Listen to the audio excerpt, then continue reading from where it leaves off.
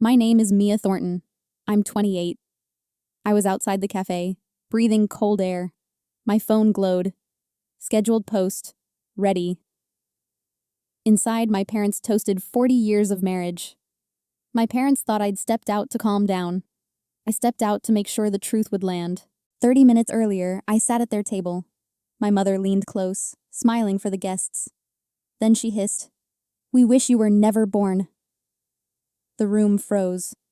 The band kept playing, bright and wrong. I don't cry. I push my chair back and stand. I smooth my dress. I meet her eyes. I say, "Then I'll disappear." My parents didn't know my goodbye was a countdown. Where are you watching from tonight? Quiet kitchen, parked car, or your own small room? Echoes of Life is here with you. 30 minutes before my mother said those words, I was behind the dessert table, fixing the cake flowers. The cafe smelled like coffee, buttercream, and perfume. Warm lights hung overhead like a magazine shoot. My parents posed for photos, smiling like saints.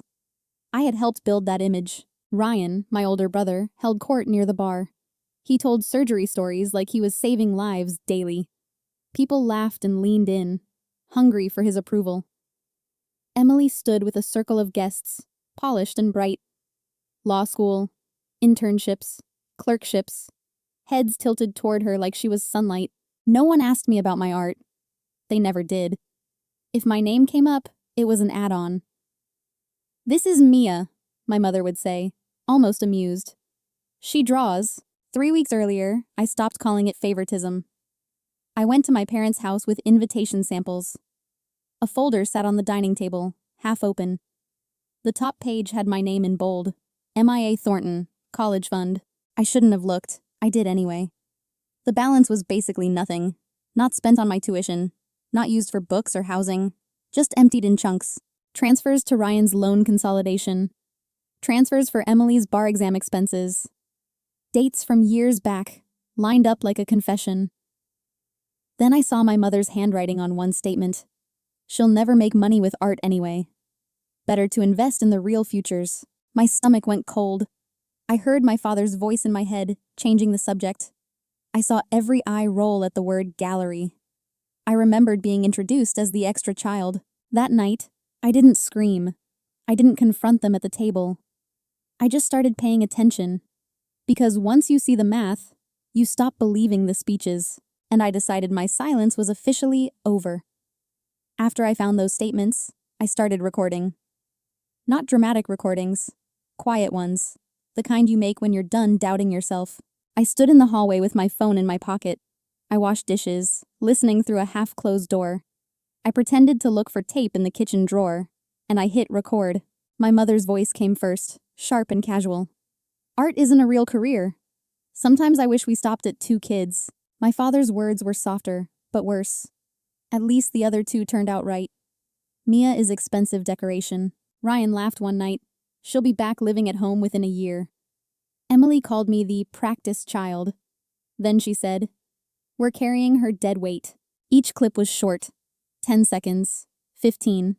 Long enough to be undeniable. I saved them in a folder named Audio. I kept smiling like nothing changed. Then my parents asked me for a favor. "Mia, you're artsy," my mother said. "Make the anniversary party look nice." I smiled and said yes. A week later, I offered my own suggestion. "Let me handle the slideshow," I said. "A tribute video, wedding photos, family memories." My mother barely looked up. "Fine," she said. "Just don't make it weird. Don't." So I made it classic, at least the first half. I scanned their proudest photos. Wedding day smiles. Baby Ryan. Baby Emily. My baby picture shoved to the edge. Soft piano. Clean captions. Endless love. Family first. Then I created a folder on my desktop. I named it Truth. Inside, I dropped the recordings. I added screenshots of the transfers. I zoomed in on my mother's handwritten note. I paused it long enough to read, and I layered my art over all of it. Pieces they refused to hang. Portraits that turned their smiles into masks. With their voices underneath, the paintings became evidence. Jess, the cafe barista, was my only witness. She watched the rough cut and whispered, "Don't flinch. We planned the timing, right after the speeches, when emotions ran high. A surprise tribute, they'd call it. I exported the file with a harmless name. I made 2 backups, one on the cafe laptop, one in my clutch, and a scheduled upload, just in case. By the time invitations went out, my gift was already waiting in the projector, and all they had to do was press play. If this were your family, your life, what would you do? Comment 1 to stay quiet and let them keep stealing your story. Comment 2 to expose it all and make them answer in public. Dinner blurred into clinking silverware and polite laughter. String lights glowed overhead. My father's partners toasted 40 years of success. Ryan stood first, confident and rehearsed. He praised sacrifice and family values. Emily followed, smooth and shining. She thanked our parents for believing in the right dreams. Everyone clapped. Then my mother took the microphone. Her smile was practiced and bright. "We are so blessed," she said, voice trembling on cue. "Our children have made us proud." Her gaze slid over me like I was furniture. "Some of them," she added, and the room chuckled. Someone suggested I say a few words. My mother laughed too loudly. "Oh, Mia," she said, lifting her glass. "She's better with her little drawings than with speeches." That line should have hurt. It barely registered. What happened next did. She leaned closer, still smiling for the room. Her voice dropped into a private hiss. But the microphone sat inches from her hand. It caught everything. "Sometimes we truly wish you were never born." Silence slammed down. A fork clattered against a plate. The band kept playing, cheerful and wrong. Every face turned toward me. I pushed my chair back slowly. The scrapes sounded like a blade. I stood. I smoothed the front of my dress. I looked straight at her. "Then I'll disappear," I said. Her color drained. She reached for my wrist. "Mia, sit down. You're making a scene." "A scene is what happens when nobody knows the truth," I said. I turned toward the guests. My voice stayed calm. "You all came to celebrate their love story," I said. "Do yourselves a favor. Stay for the sequel." I walked away before my knees could shake. Behind me, chairs scraped. My father cursed under his breath. Someone called my name like an order. I passed the sound booth. Jess stood there, hand near the control panel. Her eyes asked, "Now?" I didn't speak. I gave her a small nod. Outside, the night air hit like a slap. Cold and clean. My phone was already in my hand. A scheduled post waited with my caption. A private upload sat queued to go public. An email draft waited with links and screenshots. I slipped into the narrow alley beside the cafe. Brick wall cold against my shoulder. I checked the time. 12 minutes down. 18 to go. My phone buzzed. "Jess, they're acting like nothing happened. Ready?" I typed back. "Press play when they call for the slideshow." "Don't stop it." Then another buzz. "Jess." "It's on. They cheered at Video by Mia." I smiled in the dark. Because the next cut was black. And my mother's voice was about to fill the room. Inside, they thought they were watching love. They were watching proof. The slideshow began with soft piano and wedding photos. My parents relaxed. Guests smiled and lifted their glasses. Ryan squeezed my father's shoulder like a proud son. Emily dabbed her eyes like a perfect daughter. My mother sat taller, soaking in the applause. Then the screen cut to black. The music stopped. And my mother's real voice came through the speakers. "Art isn't a real career." A few people laughed, confused. My mother's smile twitched. The black screen faded into a bank statement. MIA Thornton College Fund. Balance, $0.20. Gasps moved across the tables like a cold draft. Then the highlighted transfers appeared, one after another. Transfer to Ryan's loan consolidation. Transfer to Emily's bar expenses. Dates and amounts lined up like a spine. My father's voice layered over the numbers. "At least the other 2 turned out right." Someone set a glass down too hard. My mother stood up, hands shaking. "That's fake," she snapped. But the next clip hit before she finished. If we hadn't had her, we could have retired. The line played over one of my paintings. Her smile made of glass. Her shadow twisting behind her. Ryan lunged toward the projector, furious. My father followed, red-faced. They yanked at cords like that could erase the past. Too late.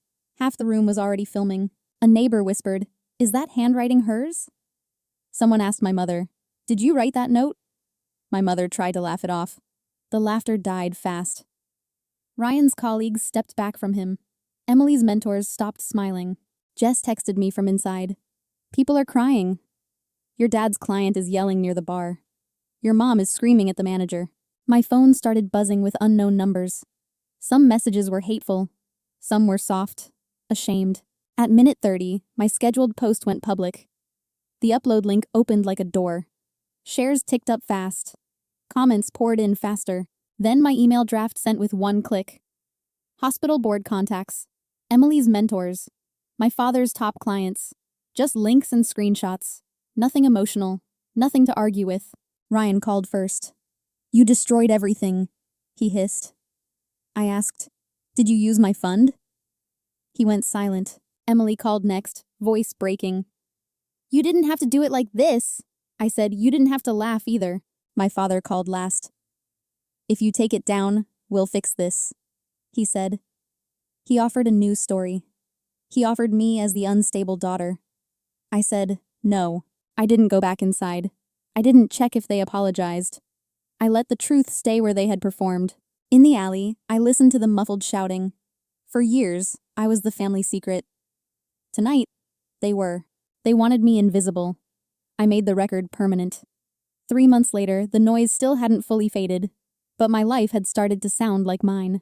The video kept traveling without my permission. News clips played in waiting rooms and church lobbies. My mother stopped going to church. Ryan's hospital board opened a review. Emily's clerkship was reconsidered, in her mentor's words. It didn't heal my childhood. It just proved I wasn't imagining it. What changed was my mornings. I woke up without dread in my throat. I made coffee and answered only respectful messages. I blocked numbers that arrived with insults. I stopped explaining myself to people who fed on silence. Then the art world found me. A gallery owner named Lena asked to see my work. She offered a show and a title, Conditional Love. I signed the contract with steady hands. For once, my future had my name on it. Opening night was crowded and bright. My paintings hung on clean white walls. Receipts, statements, and shredded apologies became color and texture. One piece held the room in a hush. Its title was my mother's sentence. After the applause, my father called. He asked if I would come talk and help your mother. I said I didn't know yet. Then I added, "Do not come to my door." Later, I saw my mother outside the gallery window. No makeup. Purse clutched tight. Her call lit my screen. I let it ring until it stopped. I didn't disappear. I just stopped performing for them. Peace isn't forgiveness. It's distance, with the truth intact. If any part of this felt familiar, please like and share. Subscribe for more quiet strength on Echoes of Life. And stay close for the next story.